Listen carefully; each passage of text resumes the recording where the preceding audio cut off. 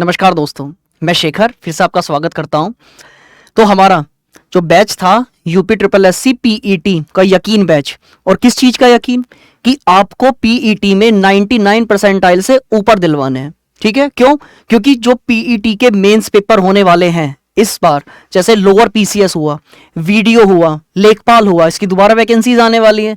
तो पीईटी में 99 परसेंटाइल पाने के लिए जो हम जुड़े हुए हैं इस यकीन बैच से, और हमें पूरा यकीन है कि आप इसमें 99 परसेंटाइल से ऊपर ही जो स्कोर है वो करेंगे, और जो मेंस एग्जाम है वो भी क्रैक करेंगे। तो लास्ट क्लास जो हमने दी थी उसमें हमने एक तरीके से आपका सिलेबस डिस्कस किया था जो पीईटी में आने वाला है, और इसी के साथ में हमने क्या किया था, जो एक तरीके से ओवरव्यू दिया था, कहानी के रूप में मैंने पूरा समझाया था एंशिएंट हिस्ट्री के बारे में। अब हमें क्योंकि अकॉर्डिंग टू सिलेबस पढ़ना है, और आपका जो ये पीईटी का सिलेबस है ये बहुत कम है। हिस्ट्री में हिस्ट्री 10 नंबर की आने वाली है, लेकिन इसमें टॉपिक लिखे हुए हैं कि हमें केवल यही पढ़ने, तो हम केवल जो अपना एग्जाम ओरिएंटेड केवल सिलेबस के अकॉर्डिंग पढ़ेंगे, एक्स्ट्रा कुछ भी नहीं पढ़ेंगे। एक्स्ट्रा पढ़ेंगे जब जो मेंस वाला पेपर होगा उसके लिए। तो आज अगर आप पीईटी का सिलेबस उठा के देखेंगे तो उसमें हिस्ट्री का सबसे पहला पॉइंट दिया गया है सिंधु घाटी सभ्यता, मतलब इंडस वैली सिविलाइजेशन। तो आज हम ये जो इंडस वैली सिविलाइजेशन है इसके बारे में स्टडी करेंगे। ठीक है, तो सिंधु घाटी सभ्यता, पहली बात आती है कि आखिर यहां पे सभ्यता होती क्या है, क्या होती है सभ्यता? देखो सिंपल है, इंसान जो हैं एक जगह जब रहने लगेंगे, देखो इंसानों ने सबसे पहले रहने के लिए कौन सी जगह चुनी थी? नदी के किनारे, क्योंकि नदी के किनारे की जमीन उपजाऊ होती है, बहुत फर्टाइल होती है, तो अच्छी खासी खेती हो सकती है, प्लस इसी के साथ पीने का पानी आसानी से अवेलेबल हो जाएगा। तो खेती करनी शुरू करेंगे तो एक जगह रहना शुरू कर देंगे, बस्तियां बननी शुरू हो जाएंगी, और बस्तियां बसेंगी तो अलग अलग लोग जो है जब एक जगह आकर रहेंगे, साथ में मिलकर रहेंगे, तो ही तो समाज का निर्माण होता है, और जब समाज का निर्माण होता है तो सभ्यताएं भी बनने लगती हैं। तो वैसे तो बहुत पुरानी पुरानी सभ्यताएं भी हैं, जैसे मेसोपोटामिया की सभ्यता है जो इराक में थी, मिस्र की सभ्यता है जो मिस्र में ही थी नील नदी के किनारे, चाइनीज सिविलाइजेशन है जो चीन में थी, लेकिन हमें यहां पर स्पेशली पढ़ना है सिंधु घाटी सभ्यता, क्योंकि हमारे सिलेबस में यह मेंशन है। अब बात आती है सिंधु घाटी सभ्यता की खोज हुई कैसे थी, कैसे पता चला हमें सिंधु घाटी सभ्यता की खोज? तो अब यहां पे एक चीज देखिएगा कि अगर ये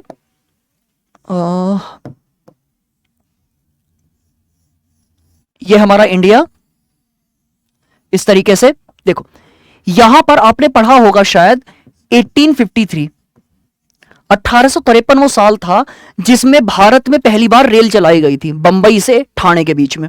तो बंबई से ठाणे के बीच में यहां सबसे पहले रेल चल गई। ठीक, अंग्रेजों ने क्या किया, और जगह भी रेल की पटरियां बिछाई जा रही। तो ये 1983-84 का ही टाइम था। इस टाइम पे यहां पर एक शहर पड़ता है इस जगह कराची, आज के टाइम पाकिस्तान में, लेकिन उस समय वो पाकिस्तान थोड़ी ना था, इंडिया था। तो कराची, और यहां पे पड़ता है लाहौर। तो है क्या, लाहौर से कराची के बीच में रेलवे लाइन बिछाई जा रही थी। रेलवे लाइन ऐसे शो करते हैं ना मैप में, तो रेलवे लाइन बिछाई जा रही थी। अब आपने आज के टाइम पे एक चीज नोटिस की होगी कि रेलवे लाइन जो दो पटरियां होती हैं, जब ट्रेन उस पे से निकलती हैं तो बहुत तेज तेज हिलती हैं, तो उन्हें हिलने से बचाने के लिए उनके आसपास पत्थर डाले जाते हैं। तो पत्थर यहां भी डाले जा रहे थे, लेकिन जब पत्थर डाले जा रहे थे तो पत्थरों की संख्या इनके पास कम पड़ गई। तो इन्होंने क्या किया, जो आसपास पे ईंटें पड़ी थी, छोटे छोटे ईंटों के टुकड़े पड़े थे, उन्हें उठाया और रेल की पटरी के किनारे डालने लगे। कोई बात नहीं। अब इन्होंने क्या देखा कि जितना ये खुदाई कर रहे हैं, जितना ये नीचे जा रहे हैं, तो वहां तो और छोटे छोटे पत्थर निकलने चाहिए, लेकिन वहां पे साबुत ईंटें निकल रही हैं। जितना नीचे जा रहे हैं उतनी ही साबुत ईंटें निकल रही हैं। तो वहां पर जो खुदाई है वो रोक दी गई कि यहां पर जरूर कुछ ना कुछ है, कि नीचे जाने पे तो कंकड़ पत्थर ये निकलने चाहिए, साबुत ईंटें निकल रही हैं। तो ये सब हो गया। अब अंग्रेज राज कर रहे थे उस टाइम पे, तो अंग्रेजों ने क्या किया, एक जो होता है ना पुरातत्व वैज्ञानिक, जिन्हें आर्कियोलॉजिस्ट कहा जाता है, तो इंग्लैंड से एक आर्कियोलॉजिस्ट मतलब पुरातात्विक वैज्ञानिक बुलाए गए, और जिनका नाम था अलेक्जेंडर कनिंघम। तो इंडिया में कौन आते हैं, इंग्लैंड के एक बंदे आते हैं, और उनका नाम होता है अलेक्जेंडर कनिंघम। अलेक्जेंडर कनिंघम, ठीक, अलेक्जेंडर कनिंघम। इन्हीं की देखरेख में होता क्या है, 1861 में, 1861 में एक डिपार्टमेंट बनाया जाता है जिसका नाम होता है ASI। ये तो सुना सुना हुआ सा नाम है, आर्कियोलॉजिकल सर्वे ऑफ इंडिया। ठीक, इसे हिंदी में कहते हैं भारतीय पुरातात्विक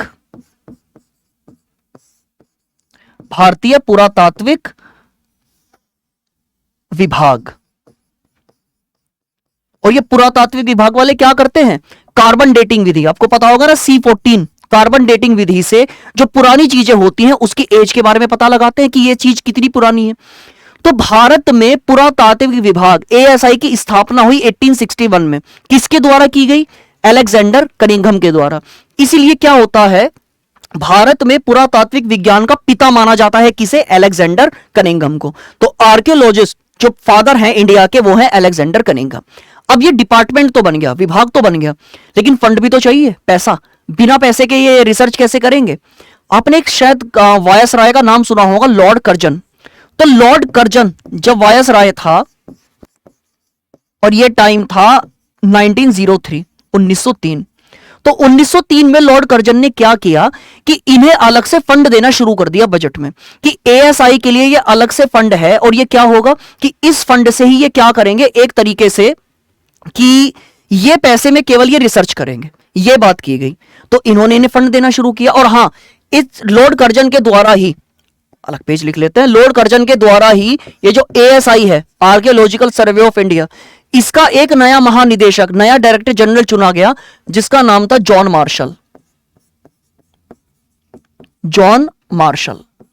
और ये हेड हो चुका है किसका? ASI का। अब सारी देखरेख में इसमें आ गए और इसने कहा कि अब हम कार्बन डेटिंग विधि से पता लगाएंगे कि आखिर यहां पर है क्या। अब ये सबसे बड़ा अधिकारी है, ये खुद तो जाएगा नहीं खुदाई करने के लिए, तो जो इसके अंडर में और बहुत सारे ऑफिसर काम करते थे, इसने उन्हें भेजा कि जगह जगह जाओ, जहां पे भी ये ईंटें मिल रही हैं वहां पर पता करके आओ कि यहां पर सभ्यताएं हैं या किसी ने ऐसे ईंटें दबा रखी हैं, ये सब। तो होता क्या है, इन्हीं के एक असिस्टेंट होते हैं जिनका नाम होता है दयाराम साहनी। दयाराम साहनी इन्हीं के असिस्टेंट होते हैं। तो दयाराम साहनी क्या करते हैं, 1921 में एक स्थल की खोज कर लेते हैं और उस स्थल को कहा जाता है हड़प्पा। ये तो पढ़ा हुआ है आपने। तो सिंधु घाटी सभ्यता का जो पहला स्थल खोजा गया था वो कौन सा था? हड़प्पा। कब खोजा गया था? 1921 में। किसके द्वारा खोजा गया था? दयाराम साहनी के द्वारा। और उस समय ASI के हेड कौन थे, या दयाराम साहनी के सुपीरियर कौन थे? उनका नाम था जॉन मार्शल। तो ये सब बातें। अब जैसे ही हड़प्पा की खोज हुई, ठीक इसी के अगले साल 1922 में मोहनजोदारो की खोज हो गई।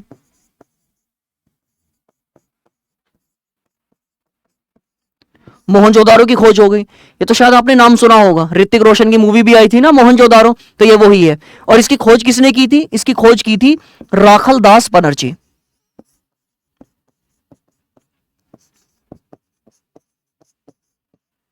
राखल दास बनर्जी जी ने। ये दो सबसे इंपॉर्टेंट स्थल हैं। एक तो हड़प्पा जो सिंधु घाटी सभ्यता का सबसे पहला स्थल, सबसे पहली साइट थी, और फिर कौन सा है? मोहनजोदाड़ो, जिसकी खोज हुई 1922 में, मतलब इसके एक साल बाद। और इसकी खोज किसने की? राखल दास बनर्जी। और जो राखल दास बनर्जी हैं ये भी कौन है? ये हैं जॉन मार्शल के असिस्टेंट। ये समझ में आया? अब एग्जाम्पल मानो कि इतनी बड़ी एक साइट मिल गई, इतनी बड़ी जगह है जहां पर ये सिंधु घाटी सभ्यता है, और इसके स्थल जो है इस तरीके से ऐसे मिलते हैं। सिंधु घाटी सभ्यता के ये जितने स्थल हैं ये इस प्रकार से ऐसे मिले ये। तो अब बात अगर आएगी सिंधु घाटी सभ्यता की सीमाएं, इसकी बाउंड्रीज क्या थी? मतलब अगर ये सिंधु घाटी सभ्यता का पूरा एरिया है तो इसका वेस्टर्न बॉर्डर क्या है? मतलब सबसे पश्चिम में सभ्यता कौन सी थी? सबसे ईस्टर्न बॉर्डर क्या है? सबसे पूर्व में सभ्यता कौन सी थी? सबसे नॉर्थ वाली पूछा जाएगा, सबसे साउथ वाली पूछा जाएगा। तो ये इनकी बाउंड्री है। तो अगर हम इनकी बाउंड्रीज की बात करें तो सिंधु घाटी सभ्यता में जो सबसे उत्तर, सबसे नॉर्थ में जो स्थल मिलता है उसका नाम है मांडा। मांडा है कहां पर है? जम्मू एंड कश्मीर में है। और यह क्या है? इसकी नॉर्दर्न सीमा, उत्तरी सीमा है। बात करें दक्षिणी सीमा की तो यह है दैमाबाद। दैमाबाद कहां पड़ता है? महाराष्ट्र में पड़ता है। और कौन सी सीमा है? यह इसकी दक्षिणी सीमा है। अब बात करेंगे इसका वेस्टर्न, पश्चिमी बॉर्डर क्या है? सुतका गैंडोर। कहां पड़ता है? बलूचिस्तान। बलूचिस्तान मतलब पाकिस्तान, यह पाकिस्तान में है। और ये क्या है, पश्चिमी सीमा। पूर्वी सीमा की बात करें, आलमगीरपुर कहां पर पड़ता है, मेरठ में। और ये क्या, कौन सा है, ये इसकी पूर्वी सीमा। तो एक तरीके से इसकी बाउंड्री आ चुकी है। और जितने भी स्थल हैं, हड़प्पा, मोहनजोदारो, लोथल, राखीगढ़ी, बनवाली, सारे के सारे क्या हैं, इनके आसपास या इनके बीच में ही है, इनके बीच में इस तरीके से ऐसे ये है इनकी बाउंड्रीज, इनकी चारों दिशाओं की बाउंड्री हो चुकी है। अब देखिए हमारे एग्जाम में क्वेश्चन इस तरीके के आएंगे, हड़प्पा किस नदी के किनारे था और कहां पर है। तो सिंपल है, अगर कोई स्थल मिलता है पाकिस्तान में तो हमें उसका राज्य नाम याद नहीं करना है, राज्य का नाम नहीं, बस देश का नाम पता होना चाहिए कि पाकिस्तान में। लेकिन अगर कोई स्थल मिलता है भारत में तो हमें नदी का नाम तो याद करना ही पड़ेगा, प्लस भारत के किस स्टेट में, किस राज्य में है उसका भी नाम याद करना पड़ेगा। ठीक है, तो नदी के नाम तो पता होने चाहिए कि यह शहर इस नदी के किनारे है।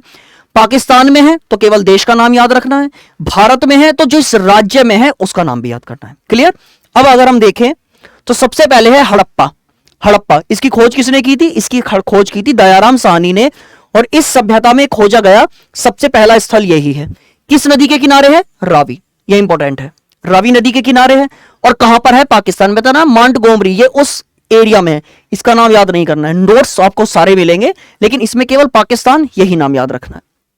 मोहनजोदारो किसके किनारे, सिंधु नदी के किनारे, पाकिस्तान में।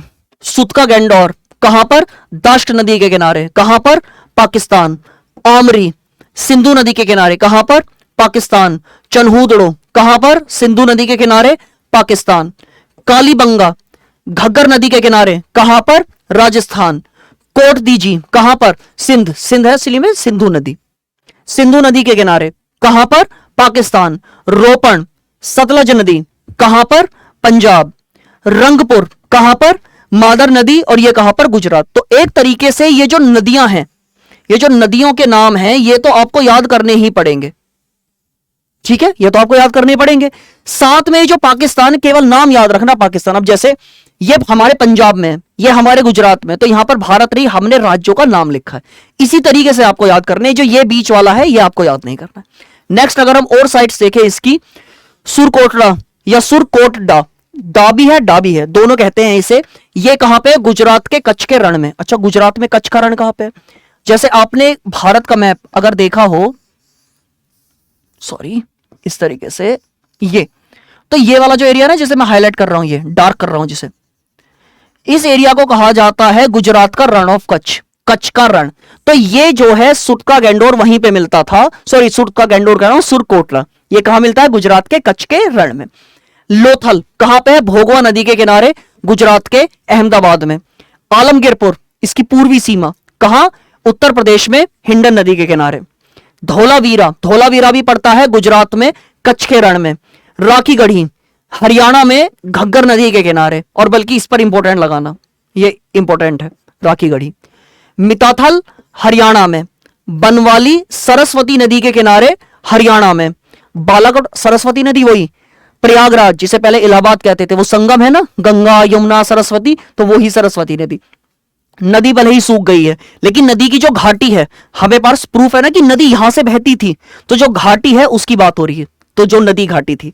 इसके बाद में बालाकोट अरब सागर बलूचिस्तान, ये है पाकिस्तान में। भगवानपुरा सरस्वती नदी, हरियाणा। अल्लादीनो सिंधु नदी, पाकिस्तान। कुणाल सरस्वती नदी, हरियाणा। तो ये जो है फेमस स्थान है, किस नदी के किनारे हैं और इनकी लोकेशन क्या है, ये सब यहां पर है। और ये तो बहुत आसान है, बहुत आसानी से ये याद हो जाएंगे। अब मैं बात करता हूं, अच्छा इंपॉर्टेंट बताते हैं कि आपको ये याद करने ही पड़ेंगे। पहली बात तो आपका पेपर मैं नहीं बनाऊंगा, लेकिन जितना मुझे 6 से 7 साल का एक्सपीरियंस है, मैं अपना एक्सपीरियंस अगर शेयर करूं तो मुझे मतलब थोड़ा बहुत आइडिया लग जाता है कि इनमें से क्या क्या इंपॉर्टेंट है। तो अगर इंपॉर्टेंट की बात करूं तो आपको क्या क्या याद करना है। एक तो आपको याद करना है हड़प्पा, इसकी नदी का नाम और लोकेशन। मोहनजोदारो ये याद करना है। सुतका गैंडोर याद करना है। चान्हूदड़ो याद करना है। कालीबंगा याद करना है। रोपण याद करना है। इसमें से ये याद करने हैं। नेक्स्ट है सुरकोटला, ये याद करना है। लोथल याद करना है। आलमगीरपुर, धौलावीरा, राखीगढ़ी, बनवाली, ये याद करने हैं।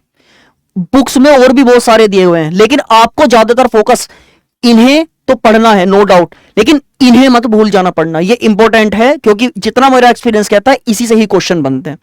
अब बात आती है जो भी स्थल है वहां की कुछ खास खास बातें भी हैं कि वहां पे क्या स्पेशलिटी, आखिर क्या मिला है वहां पर। तो अगर स्पेशलिटी की बात करें तो सबसे पहले बात करते हैं हड़प्पा, सिंधु घाटी सभ्यता का सबसे पुराना स्थल हड़प्पा। तो हड़प्पे में क्या क्या मिला है, श्रमिकों के निवास मिले हैं, मतलब यहां पर घर मिले हैं और एक तरीके से अंदाजा लगाया जाता है कि ये लेबर, जो यहां पर लेबर थे, श्रमिक थे, उनके निवास है। इसके बाद में 16 भट्टियां मिली हैं, धोती पहने मूर्ति मिली है, कब्रिस्तान R37 ये यहां पर सबसे इंपॉर्टेंट है। और जो भी इंपॉर्टेंट होगा मैं उसे अलग पेन से हाईलाइट कर दूंगा। किससे करें, रेड वाले से कर देते हैं, R37। तो यहां सबसे इंपॉर्टेंट हड़प्पा में यही है। क्वेश्चन आता है R37 नाम की ग्रेव या R37 नाम की कब्र या कब्रिस्तान कहां से मिला है, तो वो मिला है हड़प्पा से। क्लियर। और हड़प्पा किस नदी के किनारे, रावी नदी के किनारे, पाकिस्तान में। इसके बाद शंख का बना बैल मिला है, ठीक, शंख खिलौने के टाइप का। इसके बाद कांसे की एका व दर्पण मंजूबा, मतलब कांसे, कांसा जो होता है ब्रॉन्ज, उसके बर्तन वगैरह मिले हैं। इसके बाद बर्तन पर मछुआरे का चित्र मिला है। तो ये सब, लेकिन सबसे इंपॉर्टेंट है कब्रिस्तान R37, ये आपको याद रखना है यहां पर। इसके अगर बारे में बात करें, नेक्स्ट है मोहनजोदारो, वही जो ऋतिक रोशन वाली मूवी आई थी मोहनजोदारो। मोहनजोदारो जो शब्द है, पेन चेंज करेंगे, इस पेन का यूज केवल जो इंपॉर्टेंट वगैरह उसको में करेंगे। पेन चूज करते हैं, यही वाला कर लेते हैं। मोहनजोदारो, इसकी खोज किसने की थी, राखल दास बनर्जी। और किस नदी के किनारे है, सिंधु नदी के किनारे। मोहनजोदारो शब्द का जो मतलब होता है ना, वो मतलब होता है मृतकों का टीला। तो इसमें ये इंपॉर्टेंट है, इसके शब्द का मतलब पूछा जाता है कि मोहनजोदारो शब्द का मतलब क्या है, तो मतलब है मृतकों का टीला। फिर यहां पे एक स्नानागार मिला है, यह भी इंपॉर्टेंट है। स्नानागार मतलब स्विमिंग पूल, स्नान करने की जगह, स्विमिंग पूल यहां पर मिला है। इसके बाद यहां पर अन्नागार भी मिला है।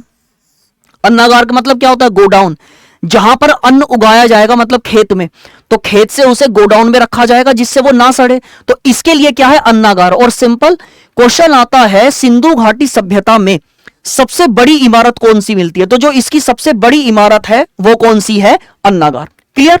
नेक्स्ट अगर हम देखें तो यहां पर एक कांसे की नृत्य की, मतलब कांसे ब्रॉन्ज की एक मूर्ति बनाई गई और वो नृत्य की है, डांस करते हुई महिला है, यह भी इंपॉर्टेंट है।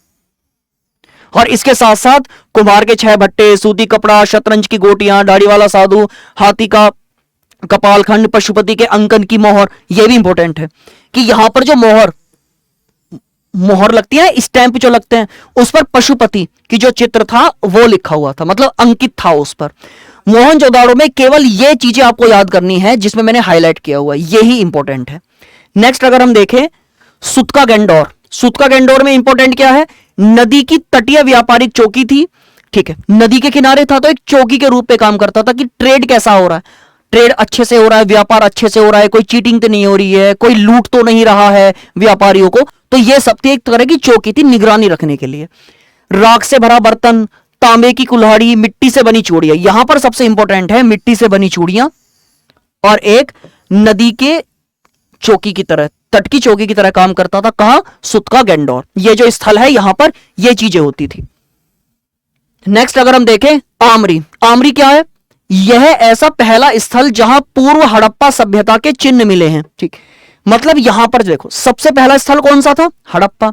आमरी को उसके बाद में खोजा गया, लेकिन यहां पर ऐसे बहुत सारे प्रूफ मिले हैं कि ऐसा माना जाता है कि यह जो है हड़प्पा से भी पुराना शहर है, यही बात हुई है। और सबसे इंपॉर्टेंट क्या है कि बारासिंगा, जो बारासिंगा होता है उसका नमूना यहां पर मिला है, तो बारासिंगा का नमूना भी कहां से मिला है, आमरी से। नेक्स्ट चन्हूदड़ो। अभी चन्हूदड़ो है ये मोस्ट इंपॉर्टेंट है, क्यों, सिंधु घाटी सभ्यता में यह एकमात्र जो था वो इंडस्ट्रियल सिटी था, मतलब औद्योगिक शहर था, तो यहां पे उद्योग थे, तो यहां पर औद्योगिक शहर था, ये इसमें इंपॉर्टेंट है। प्लस मोहर का उत्पादन, जो स्टैंप बनते थे, उत्पादन प्रोडक्शन होता था, वो भी यहां होता था। मिट्टी की बनी बैलगाड़ी, भाई उस टाइम पे जो बच्चे थे उन्हें भी तो खिलौने चाहिए, तो मिट्टी से ही बर्तन बनाए जाते थे, तो मिट्टी से बनी जो बैलगाड़ी है वो है। इसी के साथ कांसे के खिलौने की गाड़ी, मनके का कारखाना, मतलब जहां भी कारखाना, कंपनी, ऐसी शब्द आएंगे ना, वहां पर हमेशा आएगा चन्हूदड़ो। और इस सबसे इंपॉर्टेंट क्या है, ये यहां का एकमात्र औद्योगिक शहर था, ठीक है, औद्योगिक शहर था। अब अगर हम बात करें औद्योगिक शहर में और क्या होता था, मेनली यहां पर बनते थे सौंदर्य प्रसाधन, सौंदर्य प्रसाधन, ये ज्यादा शुद्ध हिंदी हो गई है। इंग्लिश में इसे कहा जाता है ब्यूटी प्रोडक्ट्स। तो जो लिपस्टिक हो गई है और नेल पॉलिश हो गई, ये सारी के सारे जो हैं ये यहां पर बनते थे। मतलब उस टाइम पे भी महिलाएं इस तरीके के जो सौंदर्य प्रसाधन की चीजें प्रोडक्ट्स हैं उनका यूज किया करती थी। तो चनहूदड़ो हो गया है। नेक्स्ट है कालीबंगा, ये भी इंपॉर्टेंट है।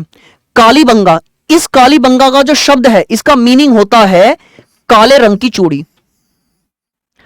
तो कालीबंगा शब्द का मतलब क्या होता है? काले रंग की चूड़ियां। कालीबंगा कहां पर है? राजस्थान में है। और प्लस इसकी सबसे खास बात क्या है? इसकी सबसे खास बात है हल द्वारा जुते गए खेत। तो जो हल द्वारा जुते गए खेत हैं, ठीक है, वो सबसे पहले या सबसे ज्यादा यहां पर ही मिले हैं। तो एक तरह का क्वेश्चन आता है कि भारत में जो इंडस वैली सिविलाइजेशन, सिंधु घाटी सभ्यता है, उसमें जो है हल द्वारा जुते गए खेत कहां पर मिलते हैं? तो आंसर क्या आएगा? कालीबंगा। और कालीबंगा शब्द का मतलब क्या होता है?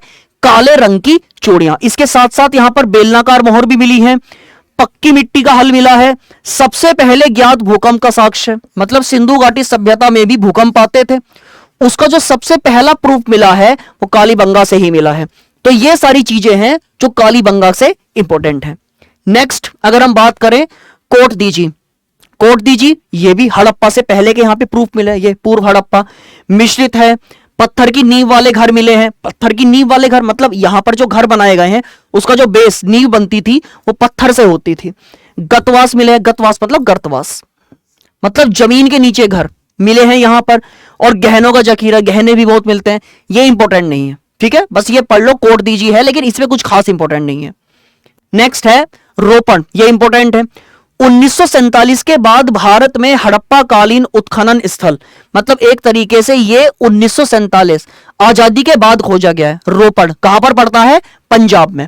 इसके बाद तांबे की कुल्हाड़ी मिली है, शंख की चूड़ियां मिली हैं। सबसे इंपॉर्टेंट है कुत्ते को मालिक के साथ दफनाया गया, ऐसे प्रूफ मिलते हैं।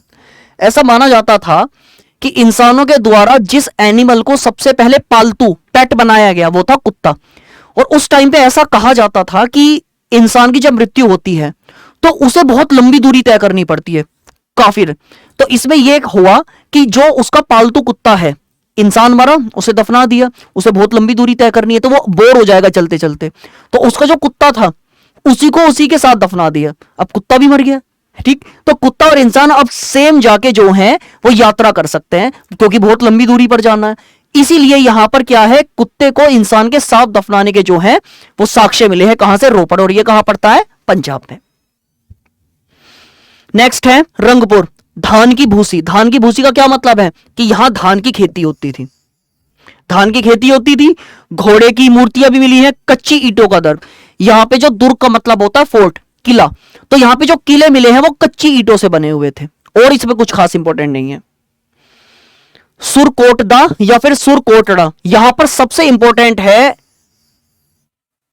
दोनों ही, एक तो घोड़े की हड्डियां और एक बर्तन में शवाधान। बल्कि बर्तन में शवाधान को हम हटा भी सकते हैं, लेकिन ये जो घोड़े की हड्डी है ये इंपॉर्टेंट है। ऐसा माना जाता है कि सिंधु घाटी के लोगों को घोड़े का ज्ञान नहीं था। घोड़ा एक जानवर होता है, बहुत तेज दौड़ता है, इन्हें नहीं पता था।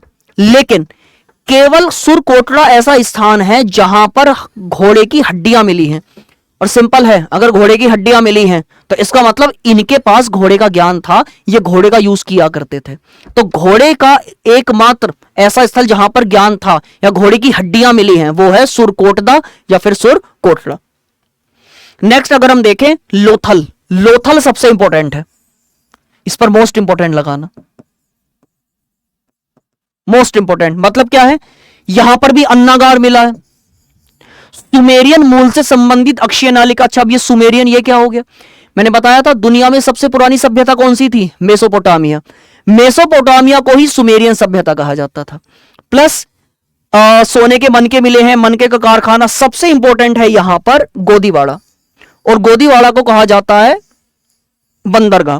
तो ये क्योंकि एक समुद्र के किनारे, नदी के किनारे भी समुद्र के पारे स्थल है, तो ये एक बंदरगाह था। सिंपल है, भारत में जो सामान बनता था उसे हम दूसरी सभ्यताओं में बेचने के लिए जाते थे, बेचने के लिए, और समुद्रों का यूज करते थे। तो जब समुद्रों से बेचने के लिए जाएंगे तो नाव का इस्तेमाल होगा, और नाव जिस पॉइंट पर खड़ी होंगी सामान उतारा जाएगा, चढ़ाया जाएगा, वो बंदरगाह ही तो हुआ। तो लोथल जा था वो एक बंदरगाह था, ठीक है, एक बंदरगाह मतलब गोदीवाड़ा था। और यहां पर एक और फेमस है युग्म शवाधान और धान की खेती। धान की खेती के, धान मतलब चावल की खेती के साक्ष्य यहां पर मिले, और युग्म शवाधान मतलब एक ही कब्र में दो इंसानों को साथ में दफनाया गया। तो युग्म शवाधान मिलते हैं, धान की खेती होती है, यहां पर बंदरगाह है, और सबसे इंपॉर्टेंट अन्नागार। ये सब चीजें हैं। लोथल कहां पर पड़ता है? गुजरात में, भोगवा नदी के किनारे। नेक्स्ट है आलमगीरपुर। अभी बताया सबसे पूर्वी स्थल है, ठीक है, सबसे पूर्वी स्थल है। मिट्टी के बर्तन है, ये ज्यादा इंपॉर्टेंट नहीं है। गंगा यमुना दोआब का पहला, अच्छा यहां पर एक शब्द आया है दोआब। दोआब का मतलब क्या होता है? नदियों के बीच का स्थान आब कहते हैं, नदियों के बीच के स्थान को आब कहते हैं। अगर दो नदियां होंगी उनके बीच का स्थान दोआब हो गया, तीन नदियां होंगी त्रियाब हो गया, पांच नदियां होंगी पंजाब हो गया। क्वेश्चन आता है पंजाब शब्द का मतलब क्या है? पंजाब शब्द का मतलब है लैंड ऑफ 5 रिवर्स, 5 नदियों की भूमि, है ना, वो सिंधु और उसकी सहायक नदियां हैं। तो जो पंजाब का मतलब है, क्योंकि 5 नदियों के बीच की भूमि है, उसी लिए उसका नाम है पंजाब। तो आब शब्द का मतलब क्या होता है? दो नदियों के बीच का स्थान। तो गंगा और यमुना का जो दोआब है उसके बीच खोजा गया यह पहला स्थल था। कहां? आलमगीरपुर। और कहां पर पड़ता है? उत्तर प्रदेश के मेरठ में। नेक्स्ट है धोलावीरा। 3 भागों में विभाजित था, ठीक है। नागरिक उपयोग के लिए सबसे बड़ा अभिलेख यहां पर मिलता है। सबसे इंपॉर्टेंट है खेल का मैदान। यहां पर जो है खेल का मैदान, स्टेडियम, अच्छा स्टेडियम था, खेल होते थे एंटरटेनमेंट के लिए। तो उस टाइम पे एंटरटेनमेंट के नाम पर सिंपल क्या होता था कि इंसानों की और जानवरों की लड़ाई कराई जाती थी, और इसी से एंटरटेनमेंट होता था। तो सिंधु घाटी सभ्यता का जो सबसे बड़ा स्थल मिला है, सॉरी सबसे बड़ा स्थल नहीं, सबसे बड़ा स्टेडियम जो मिला है वो मिला है धोलावीरा में। और धोलावीरा कहां है? गुजरात, गुजरात के कच्छ के रण में। अच्छा कच्छ का जो रण है ना, वो पूरा क्षेत्र सफेद है, उसकी मिट्टी, मिट्टी क्या कहें क्योंकि वो समुद्र के किनारे है, तो उस पूरे एरिया में नमक फैला हुआ है जो सफेद है। तो ये धोला है, धोला का मतलब होता है सफेद, वीरा का मतलब होता है कुआं। तो धोलावीरा शब्द का मतलब है सफेद रंग का कुआं, क्योंकि वो पूरी जमीन जो है वो क्या है? सफेद। और क्यों है सफेद? नमक के कारण। नेक्स्ट अगर हम देखें राखी गढ़ी, प्राग हड़प्पा व परिपक्व हड़प्पा के साक्ष्य, ठीक है, भारत में स्थित इस सभ्यता का सबसे बड़ा स्थल। अगर आप पुरानी बुक देखेंगे तो सिंधु घाटी सभ्यता का सबसे बड़ा स्थल आपको मिलेगा मोहनजोदारो, उसके बाद हड़प्पा, और उसके बाद राखीगढ़ी। अब मोहनजोदारो और हड़प्पा ये तो है पाकिस्तान में, राखीगढ़ी भारत में। तो भारत में सबसे बड़ा स्थान सिंधु घाटी का यही था। लेकिन रिसेंटली कुछ खोज हुई और यह पता चला राखीगढ़ी में कुछ और स्थल खोज लिए गए इसी के अंदर, तो इसका क्षेत्रफल अब सबसे ज्यादा हो गया। तो अब ना ये सिर्फ भारत में सिंधु घाटी सभ्यता का सबसे बड़ा स्थल है, बल्कि सिंधु घाटी सभ्यता का सबसे बड़ा स्थल, देखो सिंधु घाटी सभ्यता जो है ना वो 3 देशों में है, अफगानिस्तान, पाकिस्तान और भारत। तो आज के टाइम पे पूरी सिंधु घाटी सभ्यता का सबसे बड़ा स्थल है राखीगढ़ी, दूसरे नंबर पे आता है मोहनजोदारो, और तीसरे नंबर पे आता है हड़प्पा। क्लियर? तो राखीगढ़ी ना सिर्फ भारत का बल्कि पूरी सिंधु घाटी सभ्यता का सबसे बड़ा स्थल है। और कहां पर मिलता है? हरियाणा में। नेक्स्ट है मिताथल। मिताथल में केवल ये याद रखना है तांबे की कुल्हाड़ी, नाम नहीं भी याद रखोगे कोई फर्क नहीं पड़ता क्योंकि ये ज्यादा इंपॉर्टेंट नहीं है। नेक्स्ट है बनवाली, ये भी पूर्व हड़प्पा, हड़प्पा से पूर्व का है ये।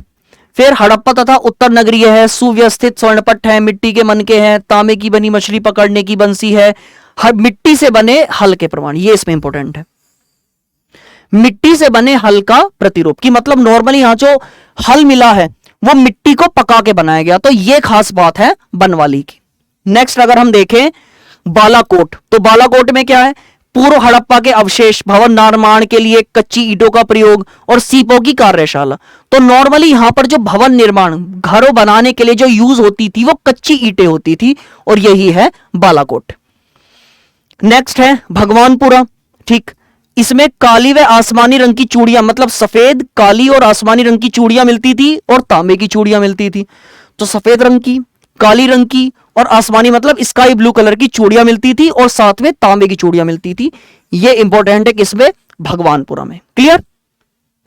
नेक्स्ट अगर हम देखें अल्लादीनो, वितरण केंद्र है, पत्थर की विशाल दीवार की नींव है, गहरों का जखीरा, कुछ इंपॉर्टेंट नहीं है यहां पर। नेक्स्ट है कुणाल, पूर्व हड़प्पा स्थल जहां से चांदी के 2 मुकुट प्राप्त हुए हैं। ठीक है, चांदी के मुकुट भी प्राप्त हो गए हैं।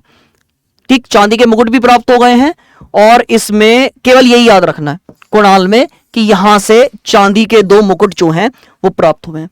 तो ये जो है इंपॉर्टेंट। अब एक तरीके से हम देखेंगे इसका सारांश, जो एग्जाम फैक्ट होते हैं ना कि जो एग्जाम से डायरेक्ट पूछे जाते हैं, अब वो मैंने अलग से पॉइंट बना लिए हैं तो वो आपको और आसानी से याद हो जाएगा। तो सबसे पहला है मोहनजोदाड़ो, जोदाड़ी नहीं है ये जोदाड़ो, वो प्रिंटिंग मिस्टेक हो गई है, मतलब टाइपिंग मिस्टेक हो गई है। तो मोहनजोदाड़ो से प्राप्त पशुपतिनाथ की मूर्ति के चारों ओर हाथी, चीता और भैंसे का चित्र है। पशुपतिनाथ की मूर्ति यहां प्राप्त हुई है और उसके चारों ओर जो जानवर बैठे हुए हैं तो क्वेश्चन आता है पशुपतिनाथ की मूर्ति कहां से प्राप्त हुई है, तो वो प्राप्त हुई है मोहनजोदाड़ो से। क्लियर। इसके बाद है मोहनजोदाड़ो से एक कांसे की मूर्ति मिली है और किसकी, नृत्य की। पहले भी पढ़ चुके हैं ना हम ये, अभी मोहनजोदाड़ो को डिटेल्स में पढ़ा था। तो यहां कांस्य मतलब ब्रॉन्ज की एक मूर्ति मिली है नर्तकी की, डांस करती हुई लेडी, उसकी एक जो स्टैचू है ये मिला है। नेक्स्ट है सिंधु सभ्यता के लोगों का मुख्य भोजन गेहूं और जौ था। तो इनका जो मेन खाना था वो था गेहूं और जौ, या मेनली यहां पर जो खेती होती थी वो गेहूं की और जौ की होती थी। नेक्स्ट है शहद। अच्छा, उस टाइम, आज के टाइम तो हम शुगर चीनी का इस्तेमाल करते हैं मीठे के लिए, लेकिन उस टाइम पे गन्ना चीनी ये नहीं था। तो सिंपल यहां पर क्या था, ये मीठे के लिए यूज करते थे शहद का। तो शहद का यूज किस लिए किया जाता था, मिठास के लिए। नेक्स्ट है चावल के प्रथम साक्ष्य लोथल से मिले। तो लोथल से क्वेश्चन अगर आए, सिंधु घाटी सभ्यता के लोगों को क्या चावल की खेती का ज्ञान था, बिल्कुल था। कहां से इसके सबसे पहले साक्ष्य मिले हैं, वो मिले हैं लोथल से। क्लियर।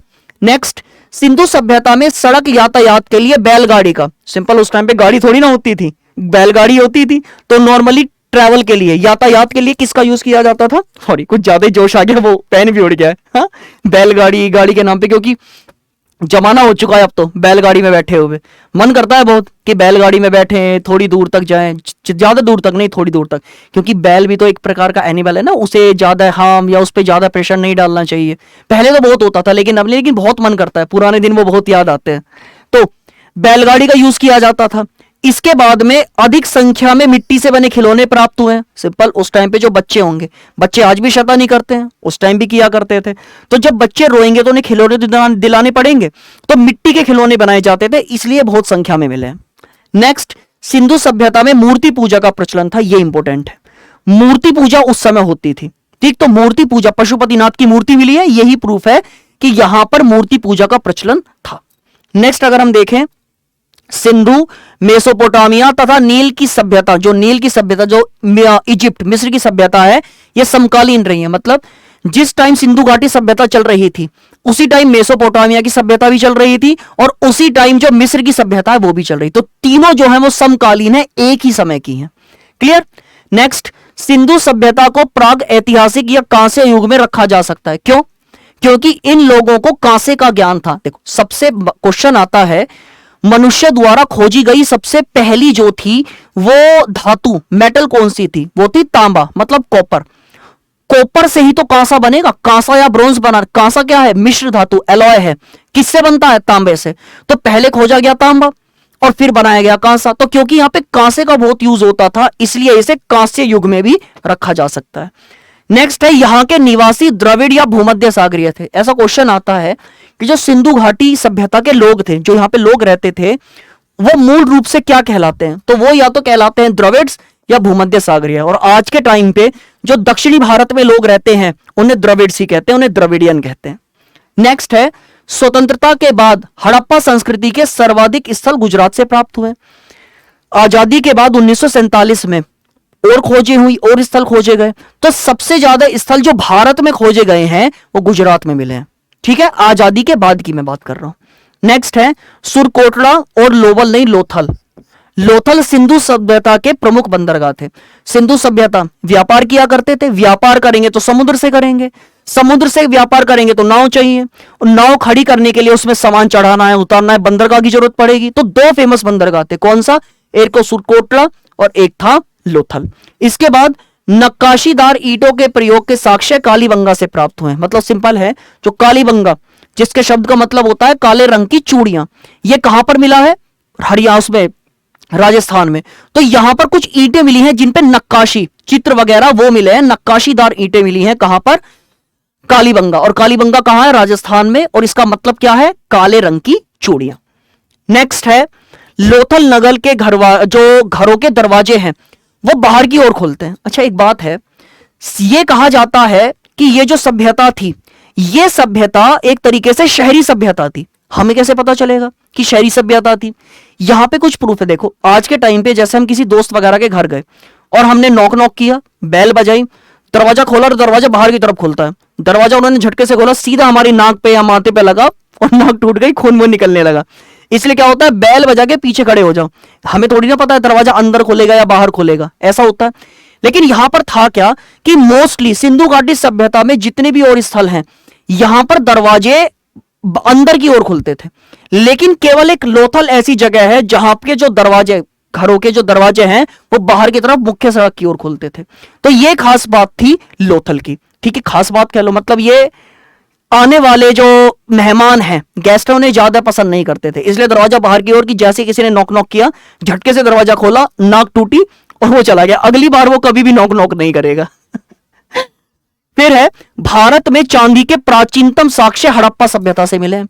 चांदी का भी इन्हें ज्ञान था, तो चांदी के भी जो सबसे पुराने साक्ष्य मिले हैं वो भी मिले हैं हड़प्पा से। इसके बाद हड़प्पा निस्सन सिनोली, उत्तर प्रदेश का बागपत है, तो बागपत में एक स्थल है सिनोली से हाल ही में उत्खनन द्वारा मानव शवाधान प्राप्त हुआ है। तो सिनोली जो उत्तर प्रदेश के बागपत में, वहां पे उत्खनन हुआ, वहां पे जमीन खोदी गई, एएसआई के द्वारा खोज की गई, तो वहां पे एक मानव शवाधान जो है वो प्राप्त हुआ है। कालीबंगा, बनवाली, राखीगढ़ी प्राक हड़प्पन स्थल है। मतलब ये तीनों जो स्थल हैं, यहां के जो साक्ष्य मिले हैं, यहां पर कुछ प्रूफ मिले हैं, वो हड़प्पा से भी पुराने हैं। भले ही इनकी खोज हड़प्पा के बाद में हुई, लेकिन इनके जो साक्ष्य है वो हड़प्पा से पुराने हैं, कि मतलब ये शहर हड़प्पा से पहले बसे हुए थे। लेकिन किस्मत अच्छी थी हड़प्पा कि उसे पहले खोज लिया गया था। नेक्स्ट है, रंगपुर और रोजी हड़प्पोत्तर कालीन स्थल हैं। ये इंपॉर्टेंट, याद करने की जरूरत नहीं है, केवल ये फैक्ट हैं जो याद करना है। इसके बाद एक और फैक्ट है जिसे मैं मतलब यहां लिखना भूल गया था, अलग से मैं आपको बताता हूं। क्वेश्चन आता है, सिंधु घाटी सभ्यता के जितने भी स्थल हैं वो किसी न किसी नदी के किनारे हैं। तो क्वेश्चन है, सिंधु घाटी सभ्यता के सबसे ज्यादा स्थल किस नदी के किनारे हैं? तो अगर यहां पर मैं एक पेज ऐड करता हूं, आज के टाइम पे, पेन थोड़ा चेंज कर ले, ये कर लेते हैं। आज के टाइम पे सिंधु घाटी सभ्यता के लगभग 2000 स्थल है, 2000 साइट्स या 2000 स्थल हैं आज के टाइम पे। और इनमें 2000 जो हैं, इनमें 2000 में से लगभग 1600, जो लगभग 1600 स्थल हैं, वो कहां पर हैं? वो है सरस्वती नदी के किनारे। सरस्वती नदी के किनारे।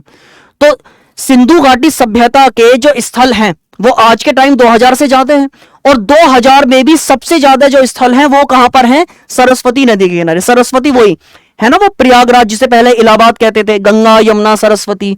तो इसके लगभग 1600 स्थल, कितने में से? 2000 में से 1600 स्थल कहां पर हैं? ये पड़ते हैं सरस्वती नदी के किनारे। क्लियर?